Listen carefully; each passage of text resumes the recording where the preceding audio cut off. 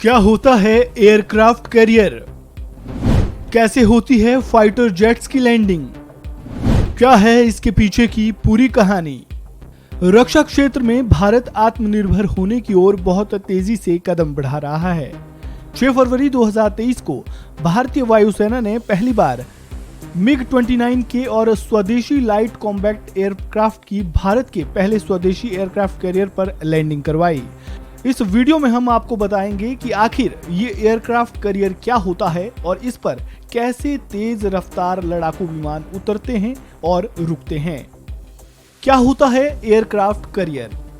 Aircraft carrier एक बड़ा worship होता है जिसे समुद्र में मोबाइल एयरवेज के रूप में इस्तेमाल करने के लिए डिजाइन किया जाता है। इसमें आमतौर पर एक लंबा और सपाट डेक होता है जिसका उपयोग विमान को लॉन्च और लैंड करने के लिए किया जाता है। ये उड़ान का ठीक से संचालन करने के लिए विभिन्न अत्याधुनिक तकनीकों और इक्विपमेंट से लैस होता है। एयरक्राफ्ट कैरियर को संचालित करने के लिए उसमें चालक दल के अलावा नेविगेशन एवं कम्युनिकेशन सिस्टम, आक्रमण और रक्षा प्रणाली जैसे कई सिस्टम मौजूद होते हैं। एयरक्राफ्ट कैरियर पर कैसे उतरते हैं लड़ाकू विमान? कोई भी लड़ाकू विमान अरेस्ट लैंडिंग करके एयरक्राफ्ट कैरियर पर उतरता है। दरअसल लड़ाकू विमान जैसे ही एयरक्राफ्ट कैरियर के पास पहुंचने वाला होता है तो पायलट विमान का अरेस्ट हुक लगा देता है जो डेक के पार फैले केबलों में से एक को पकड़ लेता है। हुक और केबल विमान को जल्दी से धीमा करने और उसे रोकने के लिए एक साथ काम करते हैं। लैंडिंग प्रक्रिया में एयरक्राफ्ट कैरियर के चालक दल और अन्य कर्मियों द्वारा सहायता की जाती है जो लड़ाकू विमान को एयरक्राफ्ट में ही मौजूद उसके पार्किंग स्थल तक ले जाते हैं। कैसे की जाती है लैंडिंग की पूरी प्रक्रिया? सबसे पहले पायलट अपने लड़ाकू विमान को एक तय गति एवं ऊंचाई पर एयरक्राफ्ट कैरियर के पास पहुंचाना शुरू करता है। पायलट को विमान को एयरक्राफ्ट कैरियर की सेंटर लाइन के साथ अलाइन करना होता है। अब एक लैंडिंग सिग्नल ऑफिसर यानी LSO जो एयरक्राफ्ट कैरियर पर तैनात होते हैं विमान की गति, ऊंचाई और अलाइनमेंट पर पायलट को गाइड करता है।